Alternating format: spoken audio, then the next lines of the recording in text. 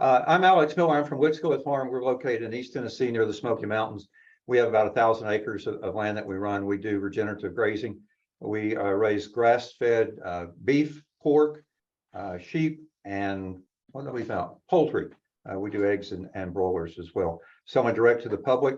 Do not currently sell to institutions, but it's unlike a lot of the people in the audience desperately want to and are trying to figure out how to crack that nut. So really excited about the opportunity to talk to our guest here today. So let's get right into it.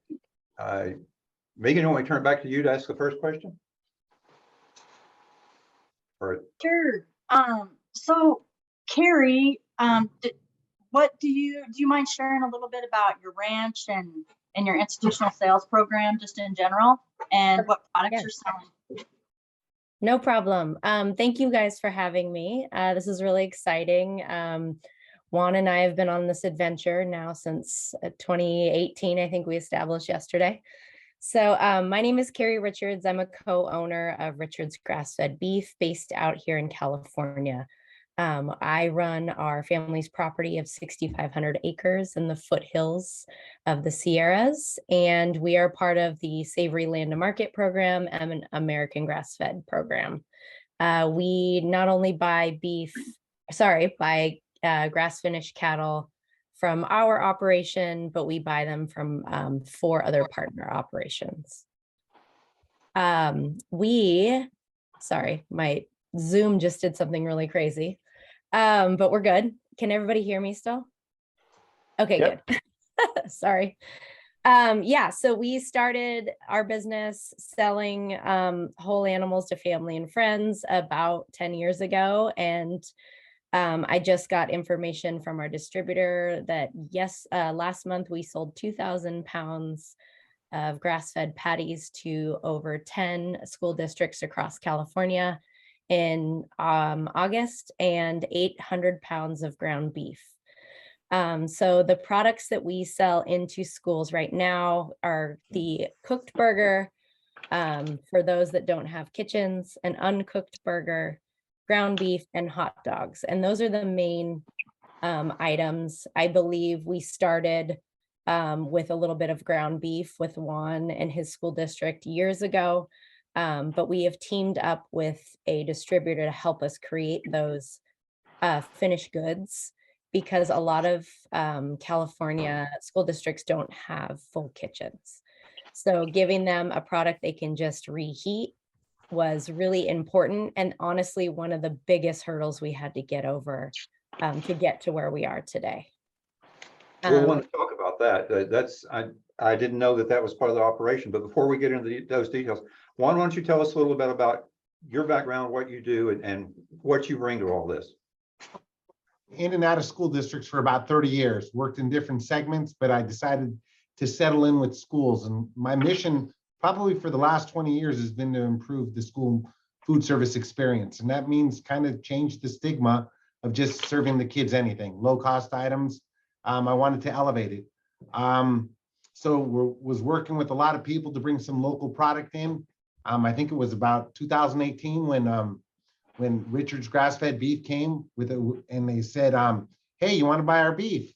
I go, well, let's listen to the story. I watched Carrie's video. I go, well, that's interesting. Yeah, it sounds like you guys are close. Why not use you?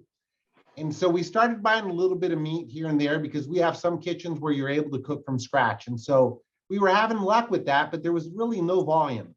And I know with the salesperson and with business, you need volume to create revenue. And when we get revenue, then more things are possible. And so then I said, listen, if you really want to grow, if you can get me a pre-cooked patty, I know I can bring together a group of school districts that are like-minded and they'll buy it. But you got to create this patty for me. And he goes, okay, well, let's see what we can do. And so then things kind of died down, and then COVID came. And then I think in the middle of COVID, I go, well, it looks like this is going to be here for a while. So I called them up and I said, so what's going on with the patty? They go, well, let's tackle it again. And then they came back with the beef patty that was good. It was pre-cooked. And then I go, perfect. Let's get on a phone call with about another 5 school districts that are like-minded. and let's see who's on board. And so we got on that phone call, also with the distributor that Richard's Grass-Fed Beef introduced us to. And we said, who wants to buy a better beef patty? It's going to cost you about 2 times more than what you're used to paying, but it's better quality. These are the reasons it to your students. And right now we have universal feeding. It means that everybody eats for free. The government was giving us more money to serve the students food. And there was a supply chain issues with some of the other stuff that people were buying. And then right there on that call, I think we had 5 school districts sign up and down the state of California. And we included some anchor districts, some big districts. So I'm only about 13,000 students, but I think in that call, we included some districts that were 30,000, 40,000 students in volume. They can buy a lot. And so if you combine us together, then I think we got their attention. We got people's attention and said, wow, we can do this, and this can work. And since then, it's just has grown and grown and grown. Right now, we won't buy anything else. We're building kitchens, and so we're buying a lot of raw product because we prefer the raw product. But for those districts, which are the majority in California, that don't have cooking infrastructure, then the pre-cooked patty is a great place to start. The hot dogs are a great place to start. And it's really just about finding, if we take 100% of the school districts, it's probably like 20% of us who believe like I believe in. And those are the ones that you can easily hit right now. Those are the ones that just don't know where to find these better products. And nobody has really given us the attention, right? Everybody concentrates on high-end restaurants or universities and this. And like I said, there's no bigger food service operator in any city than a school district. No one's bigger than us. We serve, even in my little small district, we serve about 11,000 meals on a daily basis. And right now, at least in California, it's universal feeding. Everybody eats for free. And it's happening. More and more states are signing up where everybody eats for free. The government, the USDA is giving us more money to serve a better product. California is giving us all kinds of incentives to use a local product. And quite honestly, I want to serve my students the best food possible. And as long as we can, we're going to continue to do it. And it's exciting to me because we started as just a little, if you can do this, I'll buy it. They did it, we bought it. And now more people are just signing up. And the more I hear is, hey, we want to buy it. We want to buy it. And it's like a whole movement. And it's starting at the grassroots level, and it's happening because people want to serve better product to their kids. Well, that's great. That's a great story. Congratulations to both of you. Well, the obvious question for me, I don't know about you, Megan, but what I want to hear about is what did it take to get into the business of cooking meat? Because that's something I suspect most of the folks in our audience, we're not currently doing it. So can you talk about that, Carrie? Do you mean like the pre-cooked patty? Is that what you're referring to? Yeah. So that was a bit of a challenge for us. We reached out to multiple, our own distributor that we already were currently using, and then other institutions that create these pre-cooked items. And like Juan said, we had this whole thing set up to do a taste testing of the pre-cooked burger because, we'd rather not do a pre-cooked burger, but we have to meet the schools where they're at. But that all shut down with the pandemic. And so we were able to pivot pretty quickly. Our distributor at the time, all of his restaurant sales obviously disappeared overnight. So he reinvested money into a pre-cooked burger system to create that market basically that he didn't have before. So we were, lucky / unlucky that he was willing to make that big pivot. I think he saw the opportunity in the volume, like Juan said, but finding a company that would do the pre-cooked burger was a big challenge. And once we found it, then it was easier to have these offerings for schools, especially that don't have kitchens. But just to be clear, as far as you're concerned, you're still just delivering you're delivering ground beef, I assume, to the folks who are going to cook it, and they turned into a patty and cook it. So from your perspective, it's more simple than that. We're delivering trim to our distributor. They're grinding it and making a patty. So it's it's a pretty great deal for us because it's just boxed beef from our processor straight to the distributor, which anytime you can make it easy is wonderful. They were just taking the ground that they had of ours because they sell our ground anyway because they're our distributor, and turning it into patties. But we're like, just take all the trim, just take it, turn it into whatever product you need to. And that's been the easiest system. And that's a hard relationship to find, especially if you're a small producer. We just happen to have someone that was willing to make that pivot for us. The obvious question is, without that person, would this exist? That's a great question. It probably would have taken a lot longer. We had a hot dog before. Did the hot dog happen before the patty? I can't remember. Juan, do you remember? It happened before. The hot dog was before. So simultaneously, we were trying to develop a hot dog with another distributor. And so the schools basically need simple products. And that's what we learned from day one. They're like, we need a patty, we need a hot dog, ground beef. These are the options that we serve at the school. So there's only a few options, at least in California and the customers we've been working with the schools, because they need to have it be simple. They're cooking for the masses. So those were the products that we focused on. And we were just lucky. We happened to have a hot dog kind of in the pipeline. And when it finished, it was like, and we have this. So that just kind of worked itself out. But those are the kinds of products that schools are looking for. I could probably shed some light on the history of schools buying a pre-cooked patty. First of all these large companies take the USDA beef that the USDA gives to us, and they make these patties. These food scientists go and they make these patties with fillers, and that's what we feed our students. In the past, probably about 15 years ago, I went to a meat company I respected. I think it was Nyman at the time. I said, make me a pre-cooked and I'll get you customers. Well, they made me a pre-cooked, but I couldn't find anybody else who believed in what I believed. It was like old school thinking. Nobody wanted to pay more for it. Then you had other companies who I went to Coleman. I had them do it for me. Same thing. I couldn't get anybody to do it. Nobody to come on board. And so, and I even think I had Creekstone at one time, and nobody did it. But with more money, more focus on local, more focus on quality ingredients to students, it was just the perfect timing. And all these other school vendors in the past, I used to tell them, you need to serve me a better beef patty. They're like, no one's going to buy it. They paid me no attention. No one's going to pay 2 times to this. Nobody wants it. You're the only one that wants it. And I guess for the longest time I was. And here I was, one little school district, and nobody gave me any attention. So that why, from my selfish standpoint, it was important for me that when I talked to Richard's Grassfed, I said, I got 5 districts and I'm going to sell them for you because I'm going to get them on a phone call, and we're going to basically embarrass them and call them out and say, who doesn't want to serve a better beef patty? And I think that's kind of, and now everybody, it's hard, right? Because everybody wants to copy now. Nobody wants to be left behind. And so I think, yeah. So Juan, I got to tell you, shaming is powerful, and good job. Yeah, I hate to say it. I mean, I hate to be so blunt, but it is. It's like, no, it is.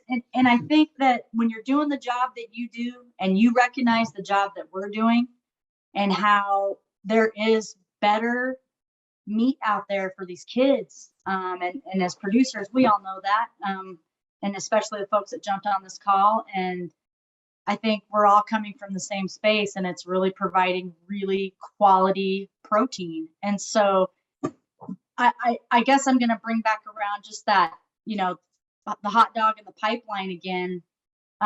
Carrie, can you tell us, what had to be in place, or what would you recommend, knowing what you know now, before pulling the trigger or approaching our Juan? How'd that conversation go? And I know you touched on it a little bit, but what would you have in place and ready if we don't have a champion like Juan? And Juan, you're going to tag on this question too. Yeah, I mean, we kind of came to Juan first and we're like, hey, buy our beef. And he was like, as he says, make us a patty and we'll buy it. So I think knowing now, like the types of products that schools are looking for, we probably should have done more research on, okay, what kind of things do schools buy before we approach the schools? And that just takes phone calls, research, talking to the different schools. Before we started this program, I was just going to the local like school board meetings about all the food issues that were going on in our current little county. And that was really helpful, but it didn't really push the needle. Like I thought that like me being there, I would meet someone and that they would be interested, but it's more of like, it's simpler. You need to find out what your school districts are looking for, what products they want, and then try and do the research with whoever you can work with locally, because that's going to be the most efficient, I think, that can create those products for you. And then come to the schools and be like, hey, we can do these different products. Would you be interested? Do you know any other school districts that are interested? I think that would have been a maybe better tactic. It all ended up working out, but I wish I would have known ahead of time what they were already looking for. What's the easiest way to discover what they're looking for? Maybe this is to both of you, if you're, again, starting out, assuming that it's going to be a little bit different in another location. Nothing's like California, so we know it's going to be different in some regard. So what would be some of the conversations you'd want to have just to discover what it is they're looking for from the schools? And from the school's standpoint, how do you get that communicated? Juan, do you want to take that one? I mean, we just had a really rambunctious salesperson that would just cold call everybody and figure out who the decision maker is. But I thought Juan was your salesperson. huh? I Well, thought pretty Juan was much your at this salesperson. point. He is now. So What I think there's a is cold call, as you say, from Richards. Yeah, Okay. we reached out individually to different schools and asked a million questions. But once we met Juan, he was connected to the other school districts, so we could then ask them questions as well. Gotcha. I know throughout the country, there are directors that are doing like some fabulous things with their food. They're trying. The new younger generation comes with all this energy, and we just need to find them. And I think for me, what's most important when I call districts and say, hey, buy this product, right? Because I know the more volume we get, the more exciting it is for all students. And quite honestly, I'm at the age where, I want all kids to eat well, not just in my little district. And so I think what we have to be honest is, better food, more money. So let's get over cost. Because I think in the past, what we've done at school districts is people come and try to sell us better product. And we're like, well, what's the price? You got to come lower. You got to come lower. And nobody wants to do business if they're not going to make money, right? It has to work for everybody. And so the first thing we got to do is say, get over the price. All I can tell you is it's better for you. It's local and you got to buy it because everyone's going to buy it. And I think in all these states, no matter where you're at, there are people that want to buy, that want to serve a better product. They just don't know where to go. All these vendors that come to them don't sell quality products.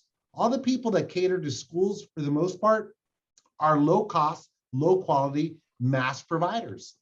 And so when we're talking about people who, like you, who concentrate on better products, artisan products, it's cool and it's neat, and you learn stuff, and you get connected with other people who also believe in the same things. And so I think it's a movement. I start off by looking at the school district's menus, seeing who's really trying to do different things, and saying, hey, do you really need to buy that hot dog that comes from X miles away when I could provide one that's more local and that people will be happy about? We keep our local economy going. All those kinds of things, I think, just make common sense. It's almost like if somebody comes to you and say, hey, I got this better product and it's local, why wouldn't I want to buy it? Mm-hmm. Yeah. That's the way I see it. Carrie, how does this fit well with your normal direct to consumers business, or is there any tension there? Do they support one another? Well, as we all know, there's a lot of trim with the animal.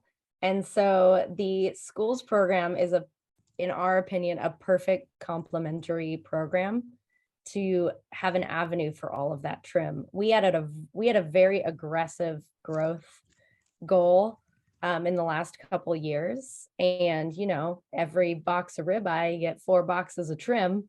So we wanted not only to find a home for that, but we really wanted to get into the school districts. I have 2 little kids. I saw what they were eating and I'm like, no, I have all this trim. It's really high quality product. It's not only a good avenue, you know, financially for us, but it also is like, it's a really good program to be a part of because you are feeding the kids a better meal and better food. So it was just kind of a no-brainer to make this work. And, you know, Juan is right. It's more expensive. That was the scariest part of, you know, presenting the price to them, knowing we were going to get a lot of pushback. But not every school district's going to bite, but a lot of school districts are really interested. And when they are, they're really motivated, which has been really wonderful. I think, Carrie, one thing that just keeps coming to mind are the, you know, selling to retail and institutions, and both you and Juan have touched on that. You know, mindset, I think, is huge. But also, what do you think in terms of scale? Should someone approach institution or retail, and then any other,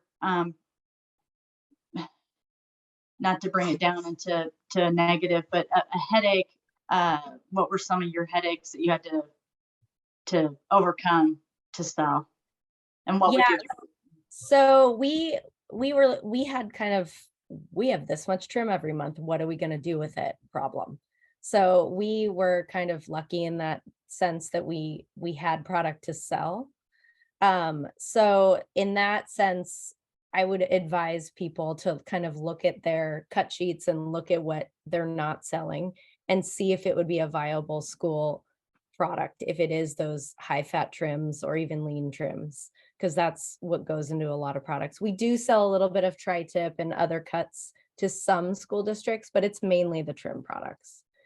As far as headaches go, we were really concerned about, as we all know, with like trying to get as many animals processed as customers you have, school districts are 9 months out of the year. So we're like, how do we deal with this flow of like, it's going to be really intense from August to June, and then it's going to be nothing. How we've dealt with that is we've worked with our distributor, and basically we bulk up on items in those summer months where there's really no sales. So we'll do a lot of processing in June and July, preparing for the school season. So that's been a little bit tricky of the like influx of like, we need 4 pallets of hot dogs next month because school's starting, and then it kind of mellows out. So it's not the perfect even flow that we would love, but our distributor has been working with us on and doing like a monthly purchase to kind of even out that flow. And but that was really stressful at first. We're like, what do you mean you need 4 pallets of hot dogs? We don't have that much trim.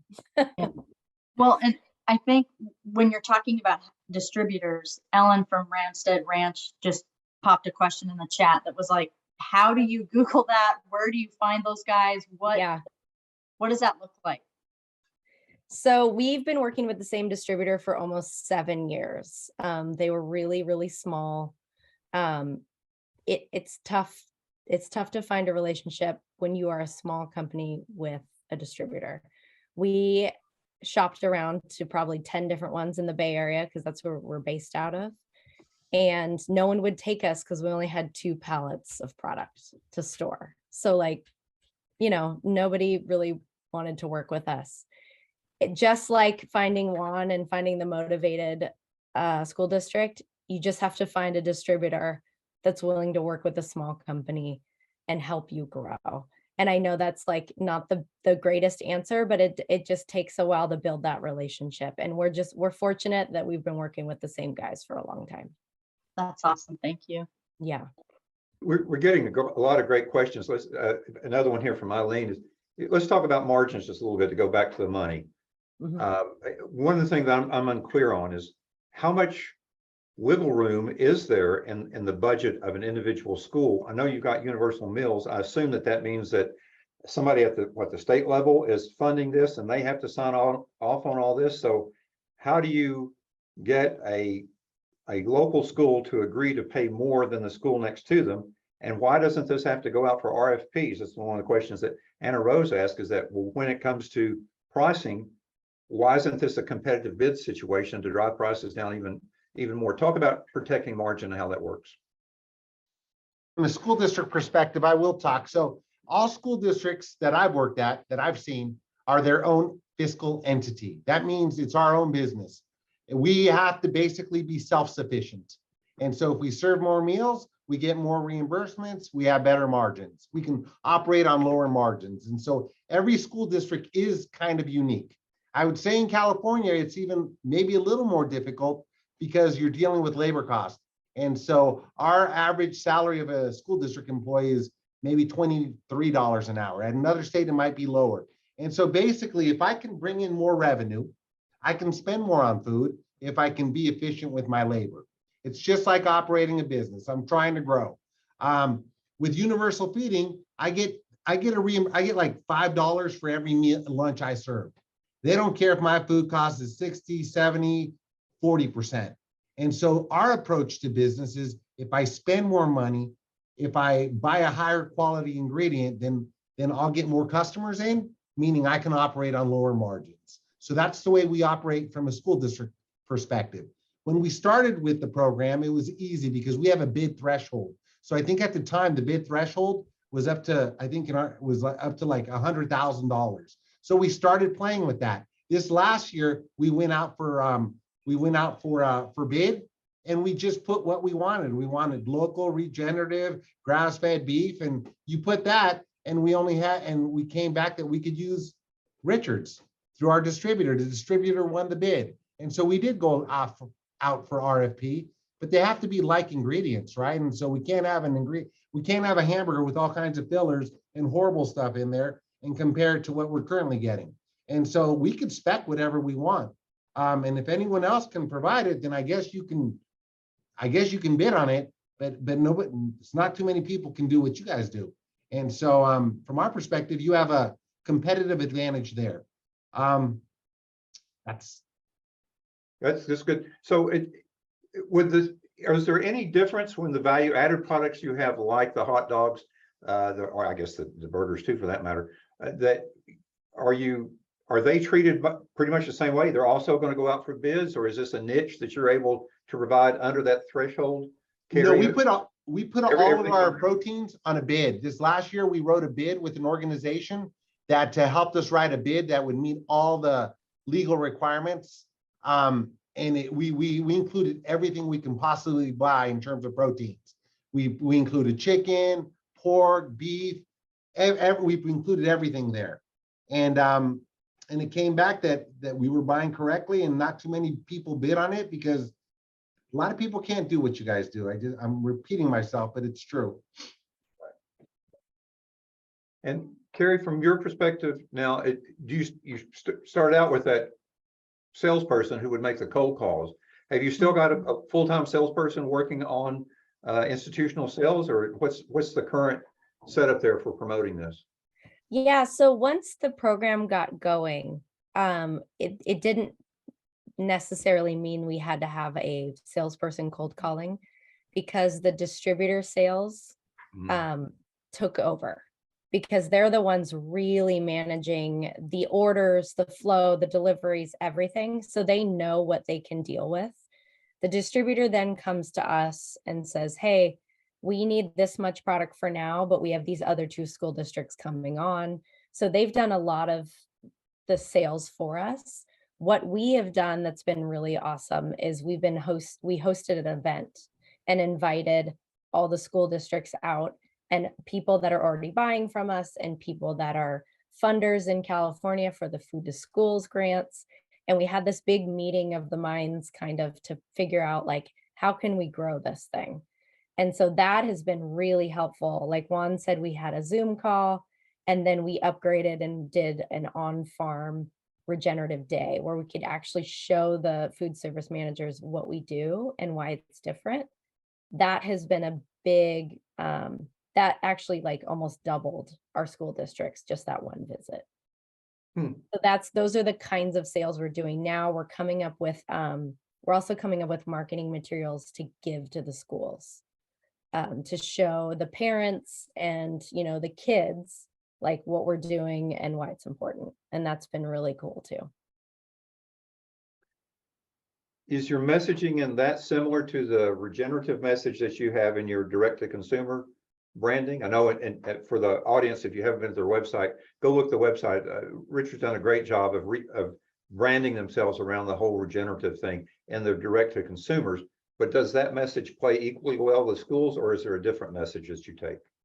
No, it's a very similar message, but we also work with our distributor on it because we understand people's attention spans are short. Regenerative systems are complex. So how do we explain what we're doing in the quickest way possible? And man, you should see the graphics we've come up with CO2 and all the things. And it's like, nope, simplify. We gotta simplify everything. So we are still working on that messaging because we want the kids to understand it and the parents. So that's a tough one that we battle with constantly. Megan, you want to get a question in? I've got another one if you. Oh, go for it. All right, my other one's talk about your other customers besides the school districts like one. Who are your other institutional sales and what's different about them? So we sell a lot of box beef, whole ribeye, whole tenderloin to butcher shops, small grocers. And then as you look on Richard's Grassfed Beef, we sell individual steaks online direct to consumer. We also sell a little bit of white label product where we sell our product and then someone else puts their label on it. That's a little bit of our income as well. But mostly it's box beef going into a distributor program or it's going into a small grocer. We just started doing CPG product, consumer packaged goods, where it's individual steaks, ground beef bricks that then go to a distributor that then go to grocery stores in a grab and go section. So that's another avenue we're exploring. But honestly, like the box beef program is the easiest. And the reason why we like the school program is we're selling boxed trim to our distributor, and then they're dealing with all of the deliveries and the orders and everything. And we really like those accounts. The margin is smaller, but when you're trying to grow your business and you're deciding how many more animals to process every month, having these avenues for the trim is like, it's a must do because the trim, there's so much trim. Right. So we have a question from Annika, and I'm going to read it. Are you ready? Ready. I have a few third-party meat distributors who are also selling meats to various school districts and grocery stores. Do you feel like you're competing against these companies? And does this affect which companies or schools you decide to approach? If a school already has a relationship with a regenerative or organic product, we don't try to compete with them because, the better product that's in the most schools is the goal, right? So we don't really come up with that a lot in the school districts. There are certain ones that are like, we're working with this company, and it's like, no problem. We also have a rancher group that's been part of this school system the whole time. There's like 4 or 5 of us that, if it gets to a certain level, we're going to start adding in more and more product from other regeneratively sourced ranches across California. The goal is to grow the program, not grow just our business. It's like working with other ranchers. As far as in the grocery store and that kind of thing, we're always going to be compared to X, Y, and Z grass-fed. So I can't really answer that one where it's like I'm taking away from other ranches. I joke that we trade customers all the time. It's like I'm in here and then, they work with another grass-fed for 2 years and then they call us up and say, hey, we need tri-tip. And then we all just there's not very many of us. So we just kind of rotate customers, I feel like sometimes in that like small high-end grocery stores in California. Nice. Well, I've got a question for you. What would be the most common mistakes you would expect producers to make in approaching school districts? there's bound to be some landmines we could step in. Can you anticipate Yeah. where we're going to misstep? I'm not sure. If you have a good relationship with someone that can get the product to the customer, great. If it's you in a box truck and it's gonna be really dicey on delivery time, like they need consistency, they need it on a certain date. That's what kind of keeps the program going. And so having your ducks in a row as far as like orders and delivery is a really big deal. Would you say that, Juan? Oh, I think you're on mute. I agree with you. I also think to start the program, people got to be flexible. I mean, we're growing together, right? And so it's nice to create something. And so that was the fun part about this whole program, being that we started with Richard's Grassfed. We had some input on what the flavor profile was going to be. We knew we had to work with we've been dealing with their distributor now. They're different than the ones we used to use. And so that means we have to be flexible. But I think the common denominator you have to, no matter where you go, they got to have, they got to want to do this. They got to want to serve their students better food. And if they do, these little things are housekeeping things. We can get over it. We can make it work. And that's kind of what I'm looking for. So if I had to go sell the product, I'd go look up and down your state, look at the menus and say, okay, who looks motivated? Because if you can find a motivated person who believes in better food, it's sold. I mean, it's 80% there, right? And so then at the end, what's the next step? And so, I think that's what's important for me. It's like, even when we were on the conference call, we touched on the people who we knew had a little bit interest in better food. And you have to know what your buyer wants. Are they interested in price? If they're interested in price, we're not going to deal with you yet. There's a lot of other customers who are willing to work with us in other parts. And so it's, I guess we're selective too. We're like an exclusive club that's serving the best burger in schools. And so we're picking the ones that really are going to work with us and not just be negative and try to not have us. Can you believe it? We talk about like stealing customers and all that. Can you imagine if a school district like LA Unified got on this program? I'm scared that we wouldn't be able to get product. I mean, they have hundreds of thousands. They have 500,000 students in their district. And so there's so much potential. And I think so many of these large companies just missed the boat, And so I'm glad that there's providers like yourselves who are going to be able to service our districts. And so it makes me proud to serve what we serve. And we're at the point now where we hired a chef. If you can't see it, that's Chef Richie in the back. Say, Chef Richie actually is now we're going more raw product. All of our product we're buying now is we're trying to do even raw products so the flavor tastes better. But we're using the same meat, right? Richard's Grass-Fed. That's our goal. That's the gold standard for us. And so at some point we won't fall below it. And then we're telling the district that if we're going to serve you food, it's going to be this caliber. And so it feels good. It feels good to do my job right now.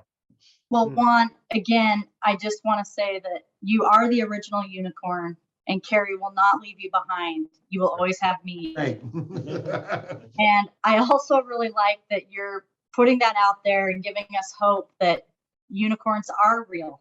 So I love that. Thank you. James, we're shifting to you really quick to make sure we're still on track here. Yes, all set. We do have some questions that came in, so it might make sense to do a little bit more from the Q&A, if that's all right with you and Alex. Yeah, I've seen several come over that we've asked before, but I'm not seeing any more now right now on my feed. Have you got them, Megan? I have them as well, if you want me to just start, and then Megan, feel free to ask after. So this was just a very tangible question from Eileen for Juan. How does a layperson hear about bids from school districts? Is there a website that schools typically host or send out emails about, or how does that work? We have to publish them. We have to publish them in newspapers and stuff. And so I think there's a service where you can get on a bid, where you can get on bid notification. But if you don't do that, You could also reach out to the big districts and say, hey, I'd like to be on your bid list. When you go out and bid on your proteins, please include us. I would also encourage you to become part of your state school food service association, because that's a place where you can potentially meet a lot of end users. And so those people meet together, they talk, it's a tight-knit group. And if you can get in there and you can find one person, it's a good way to meet a lot of school districts at one time. Great, thank you.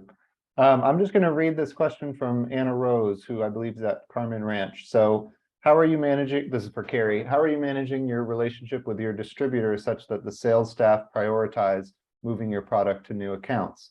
At Carmen Ranch, we're in the same scenario, but it is a forever challenge to navigate, especially in this environment where distributors are super short-staffed, getting them to accurately and consistently represent the product.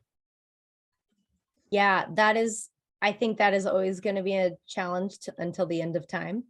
But the cool thing about our relationship with our distributor is we kind of brought them into this school district program. And so we've been collaborating with them. Like the event we did on our property was with them. They were like a co-host with us. So, the bigger we grow this program, the more, income source they have. But I agree with you, especially when it comes to selling like the higher end cuts. If you have a distributor that's representing multiple meat companies, it is hard for them to like always push your product when they have multiple meat companies to push. So we are in a very unique position where we're the biggest grass-fed producer that they carry on their portfolio, because it is a small distributor. But if we were working with someone like US Foods, who knows if they would push our product. So we sell to the UC Davis system through US Foods, and we get an order and then we don't get an order. So we do deal with that with the bigger distributors, but the smaller distributors are better about promoting us. Does that answer your question? Feel free to chime in, Yeah. Anna Rose, if you're there, but. I feel your pain is the.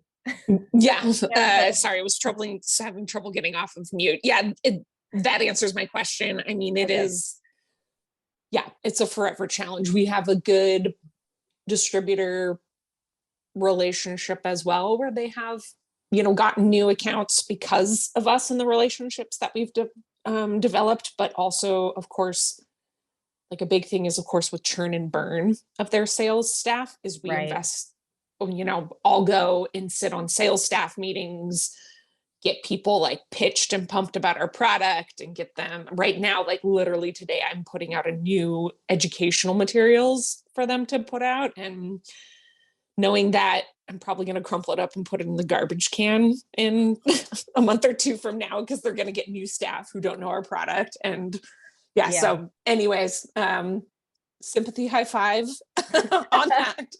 And thanks for your insight. Yeah, I think the best relationship we can bring them is a customer that's already ready to buy. And usually that keeps a throughput, for our product through that distributor.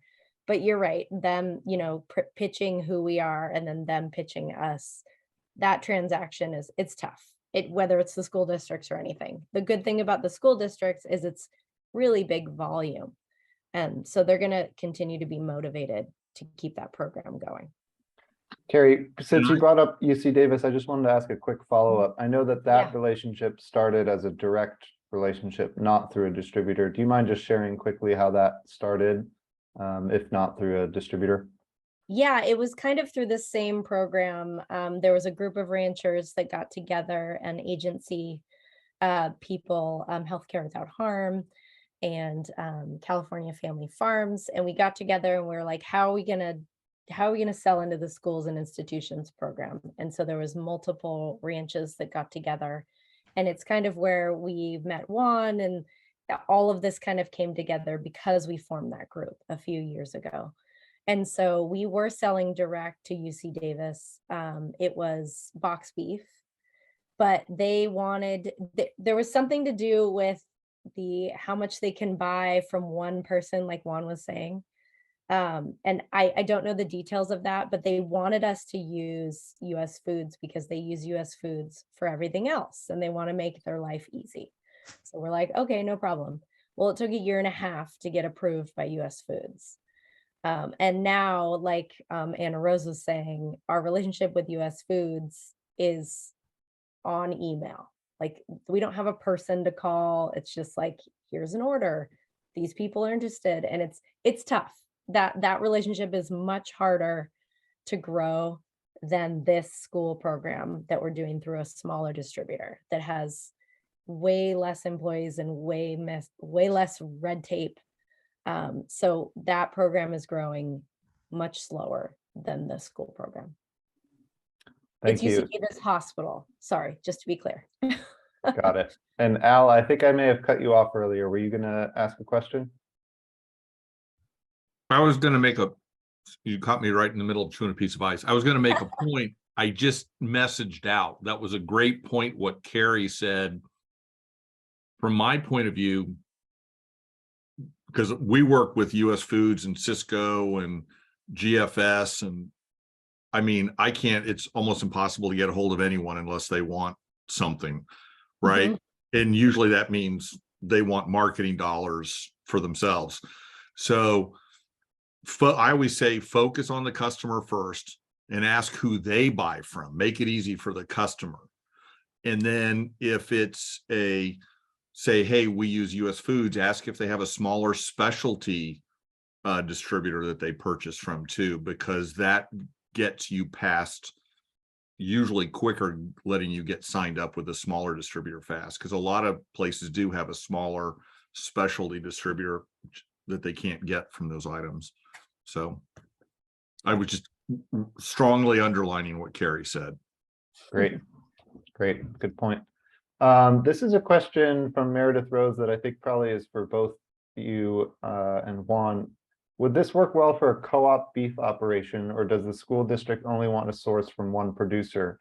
So I guess the idea being, instead of going through a distributor, could there be some sort of co-op model among producers to get enough product together and sell to a school? Carrie, what are your thoughts on that? I mean, that's kind of more or less what we're doing. Like our beef company buys from multiple ranches. So they buy from the ranch that we own, we buy from our cousin's ranch and other ranches. And then we pool all that product together and sell it under our label. So a co-op is very similar. So, but the school district isn't going to want to buy, like, I'm guessing here, Juan, it's easier for them to buy just from us than it would be to reach out to all those individual ranches. So a co-op model to me sounds fine, as long as, you know, all that trim is funneling through one of the entities, like maybe the umbrella co-op, I think is probably fine. You got time for one more question, James, from them? I've got one I want to get in before the end, but if you've got another one from the audience, let's work it in.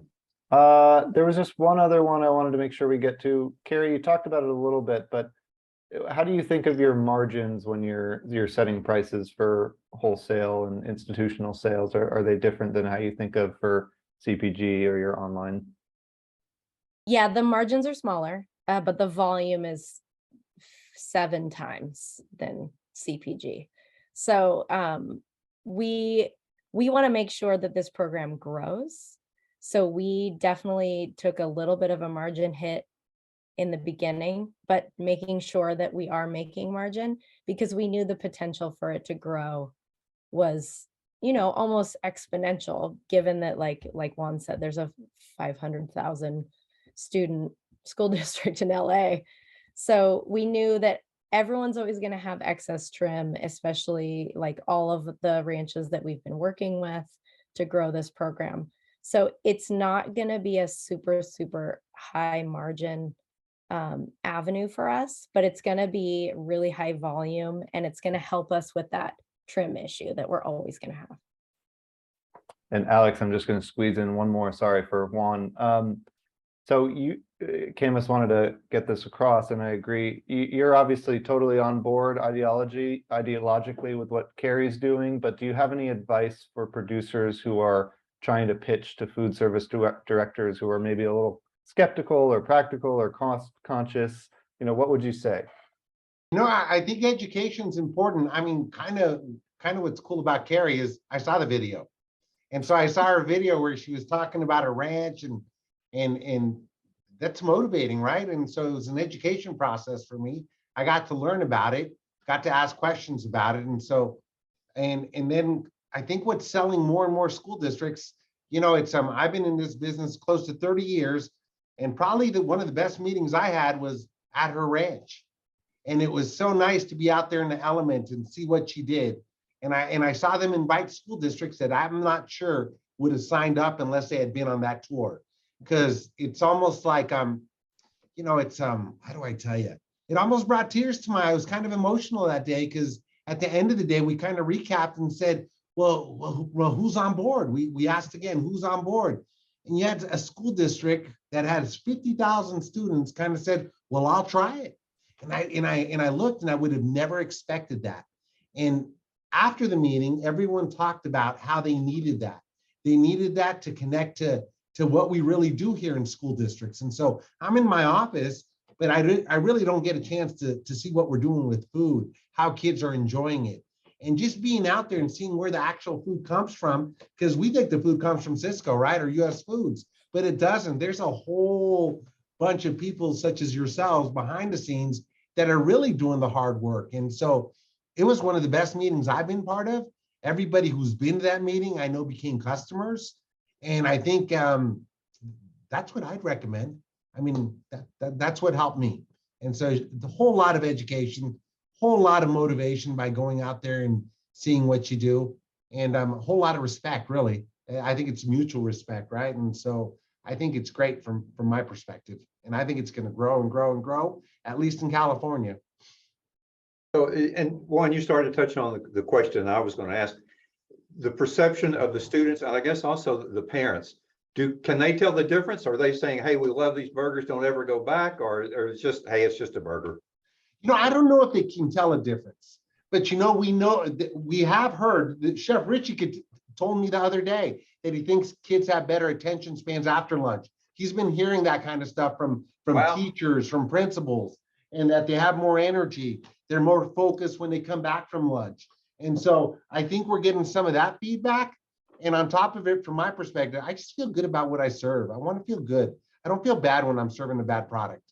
And it's not a good feeling. And I'm not in it to just serve the kids anything. And so, I've done that, been there, and now it's time for better food. And it's a whole movement. If you look around schools, everybody's trying to do better food. And the people are out there. I know they are. It's just, how do you find them? That's great. I guess it's about time to wrap up, isn't it? Yeah, I think so. We really appreciate both of your time. Alex, Megan as well. Thank you for all coming together. And for people who are interested in more of these lowdowns, we're doing another one on farmers market strategies in October. In November, we'll do another one on selling to butcher shops, and I'll be in touch about how to sign up for those. And if you missed some of this, I'll send out a recording as well. But thanks for everybody's time, and we'll be in touch. Carrie and Juan, great work you're doing, and we'll follow closely on everything in the future. So thanks again. Thanks, you guys. James and Camus, thanks as always for supporting all this, making it happen. Great job. Thank you. All right, take care, everybody. Thank you. Bye.